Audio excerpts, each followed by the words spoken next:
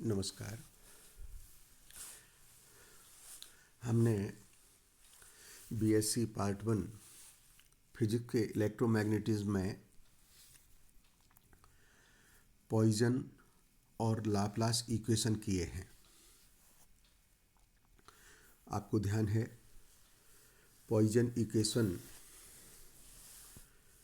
जो ड्राइव की गई थी वो थी del square phi is equals to minus rho by epsilon zero. Epsilon zero medium की परमिटिविटी है और यदि मीडियम में कुल आवेश का मान शून्य हो तो रो बराबर जीरो लिख सकते हैं, चार्ज डेंसिटी है। और जब हम इसको जीरो लिखते हैं तो यह इक्वेशन हो जाती है del square phi is equals to zero. और डेल स्क्वायर फाई जीरो होने पर जो पॉइजन इक्वेशन है, हम उस समीकरण को फिर लाप्लास समीकरण के रूप में कहते हैं। दो तीन तरह की बातें हैं यहाँ पर हैं क्वेश्चन जो पूछे जाते हैं। पॉइजन और लाप्लास इक्वेशन का मान हम कार्तिक निर्देशांक में निकालें, ध्रुवीय निर्देशांक में निकालें अथवा स्फेरिकल पोलर कोऑर्डिनेट में ड्राइव करें। इन तीनों कोऑर्डिनेट सिस्टम में अलग अलग परीक्षाओं में इन समीकरण को लिखने के लिए प्रश्न आते रहे हैं।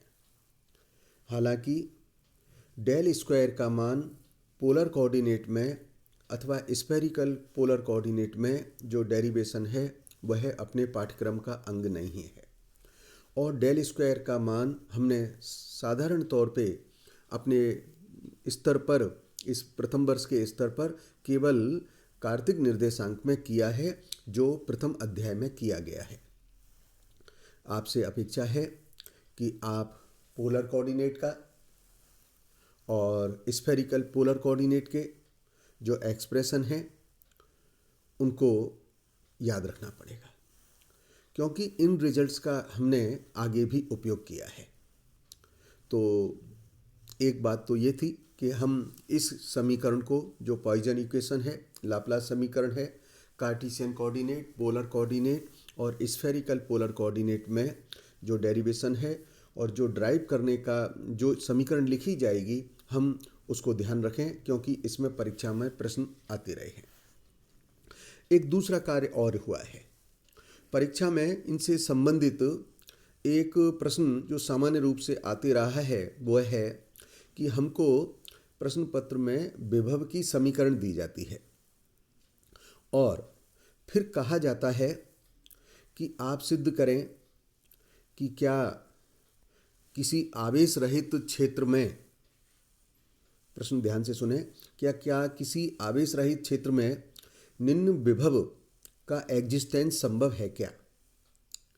तो उस क्वेश्चन का पहला पार्ट है कि किसी आवेश रहित क्षेत्र में निम्न विभव का एग्जिस्टेंस संभव है क्या, पहले तो ये बताना है। द्वितीय बात हमें ये बतानी है कि यदि संभव नहीं है तो फिर चार्ज डेंसिटी की गणना करें। ये प्रश्न कॉमनली बहुत बार परीक्षा में पूछा गया है। तो आप देख रहे हैं कि यदि कोई आवेश रहित क्षेत्र है तो आवेश रहित क्षेत्र होने पर लाप्लास की समीकरण लागू होनी चाहिए, अर्थात हम उस समीकरण का डेल स्क्वायर फाई ज्ञात करें। डेल स्क्वायर फाई जीरो आना चाहिए।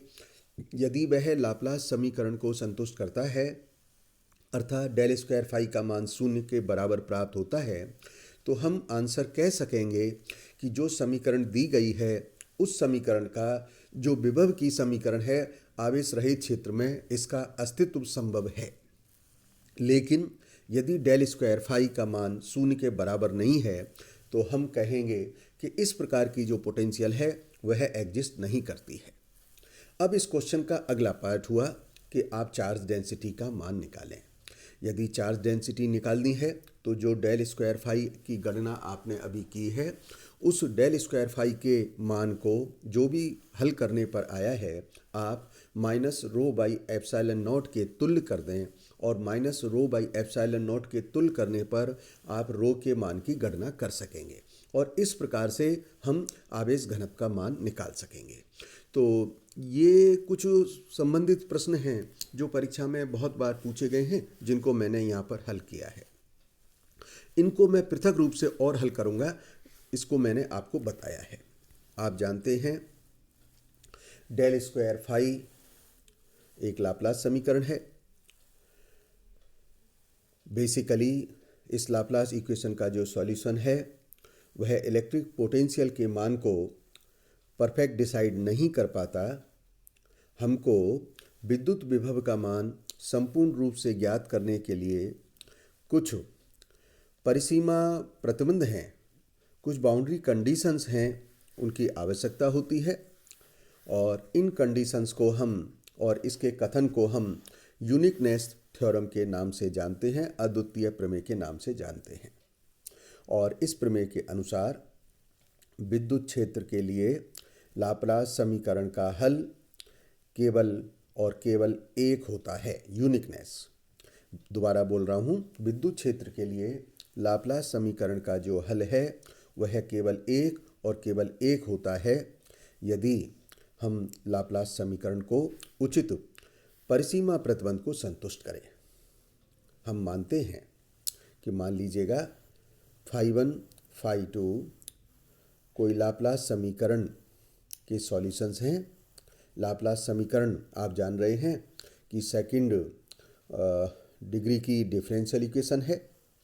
तो यदि फाई 1 और फाई 2 उसके सॉल्यूशन हैं तो निश्चित रूप से उनका जो लीनियर कॉम्बिनेशन बनना चाहिए वह लीनियर कॉम्बिनेशन भी इसका एक सॉल्यूशन होना चाहिए।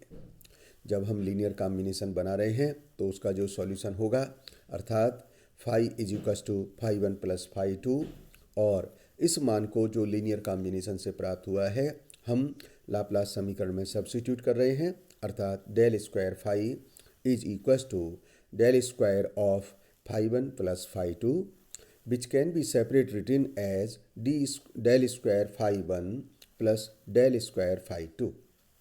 Therefore, del square phi is equals to 0. यदि हम कहें कि इस समीकरण में n इसके सॉल्यूशंस हैं, अर्थात phi 1, phi 2, phi 3 dash phi n, तब निश्चित रूप से इन सब का भी लीनियर कॉम्बिनेशन बनना चाहिए। और इसका जो लीनियर कॉम्बिनेशन बना है वह लीनियर कॉम्बिनेशन है phi is equal to lambda 1 phi 1 plus lambda 2 phi 2 plus lambda 3 phi 3 plus dot dot dot lambda n phi n। इस प्रकार से हमने जो यदि n इसके सॉल्यूशंस हैं तो उसका लीनियर कॉम्बिनेशन बना लिया है। अब हम पहले की तरह, चूँकि जो लाप्लासियन समीकरण है वह उसके अनुसार डेल स्क्वायर फाई बराबर 0 होता है। Therefore del square phi 1 is equal to 0, del square phi 2 is equal to 0, del square phi 3 is equal to 0, और यह डेल स्क्वायर फाई n के भी 0 के बराबर है।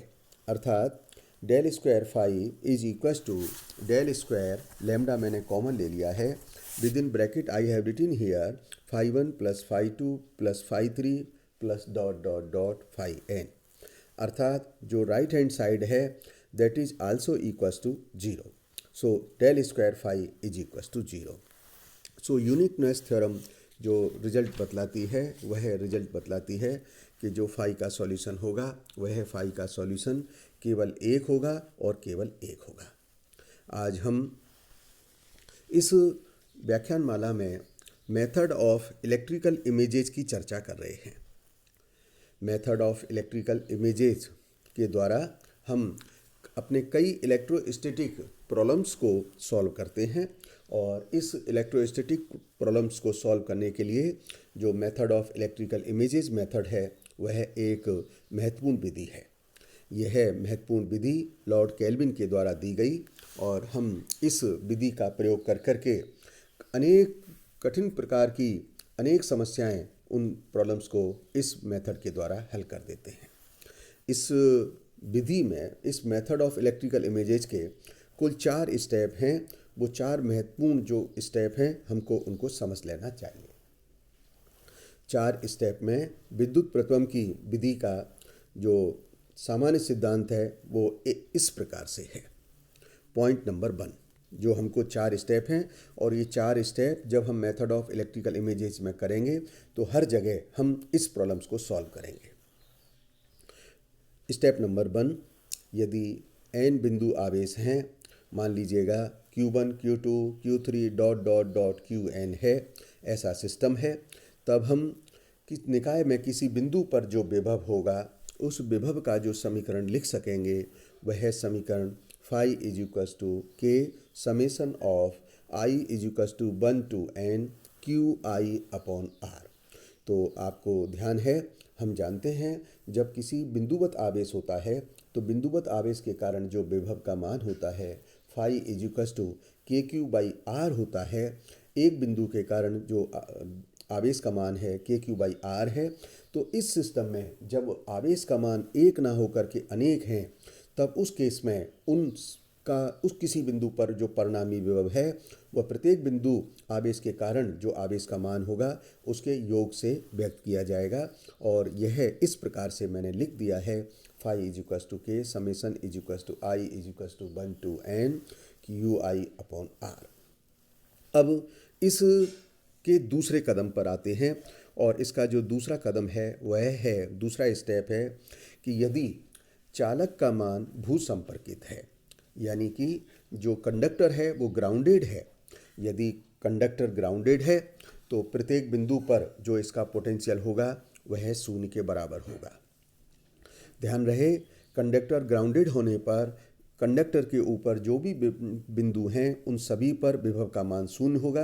अर्थात स्टेप नंबर 1 में जो हमने समीकरण प्राप्त की है हम उसको 0 कर सकते हैं। और इस प्रकार से मैंने लिखा है phi k summation I 1 to n QI upon R which is equal to 0। Step number 3, यदि आवेश Q1 Q2 डॉट Qn का एक निकाय तथा ग्राउंडेड कंडक्टर है, यदि हम इस सिस्टम को, यानी हम इस समस्या को हम आवेश के कुछ रिप्लेसमेंट कर रहे हैं और आवेश को लिख रहे हैं Q1 dash Q2 dash Qn dash.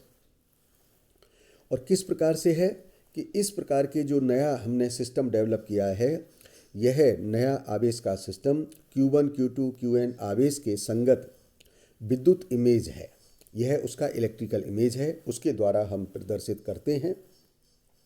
खास बात हमको याद रखनी है कि यदि इलेक्ट्रिकल इमेजेज चार्ज और रियल चार्ज, दोनों चार्ज का जो सिस्टम है, यदि वह कंबाइंड रूप से, यदि वह सम्मिलित रूप से चालक पर 0 विभव और क्षेत्र उत्पन्न कर सके, तब उस केस में Q1 prime Q2 prime Qn prime को हम जो हमारे आवेश का निकाय है उसका इलेक्ट्रिकल इमेज मेथड कहेंगे। इसका 4th स्टेप है कि यदि चालक पर एक स्थिर विभव है, चालक पर यदि एक स्थिर विभव है, यानी चालक पर विभव का मान 0 नहीं है, एक स्थिर विभव है, तब इसके आवेश एवं इसके प्रतिबिंब निकाय का सम्मिलित प्रभाव से कुल आवेश का जो मान है वह उत्पन्न होना ही चाहिए। इन 4 स्टेप को जो प्रमुख हैं मैंने अलग से डायग्राम में दिखाया है, आप देखिएगा। मैंने इस डायग्राम में दिखाया है कि यदि x और y है और x और y एक ग्राउंडेड कंडक्टर है, ओके, x और y चूँकि ग्राउंडेड कंडक्टर है इसलिए इसके प्रत्येक बिंदु पर निश्चित रूप से विभव का जो मान होगा वह 0 के बराबर होगा। एक्स वाई जो तल है उसके अम्लवत दूरी d से बिंदु A पर हमने +q आवेश रखा है। स्थिर विद्युत प्रेरण के कारण इस तल पर एक नेगेटिव चार्ज डेवलप हो जाता है, किंतु कंडक्टर ग्राउंडेड है और ग्राउंडेड होने के कारण इसके प्रत्येक बिंदु पर जो विभव का मान है वह 0 बना रहता है। अब हम क्या कर रहे हैं कि इस एक्स वाई तल को हमने हटा दिया है और हटाने के बाद ए डी और बी डी जो दूरी है समान रखते हुए स्मॉल डी डिस्टेंस पर, मान लीजिए बी बिंदु पर हमने माइनस क्यू चार्ज रख दिया है, तब XY तल के प्रत्येक बिंदु पर जो पोटेंशियल होगा वह निश्चित रूप से 0 होगा। अर्थात बिंदु D पर विभव प्लस क्यू चार्ज के कारण वह मान हो गया KQ/D, और बिंदु D पर विभव माइनस क्यू के कारण वह पोटेंशियल हो गया माइनस KQ/D। अर्थात नेट पोटेंशियल हो गया 0। इसका अर्थ हुआ कि B पर स्थित माइनस क्यू आवेश वही कार्य करता है जो चालक तल करता है। अर्थात B पर स्थित जो आपने इलेक्ट्रिकल इमेज रखी है, उसका जो रोल है, उसकी जो भूमिका है, वह एक कंडक्टर प्लेन की तरह हो गई है। इसके कारण हम B बिंदु पर स्थित जो आवेश है, उस आवेश को इलेक्ट्रिकल इमेज कहेंगे। अब हम कल के व्याख्यान में इनका प्रयोग करके अनेक इलेक्ट्रोस्टैटिक प्रॉब्लम्स को सॉल्व करेंगे। धन्यवाद।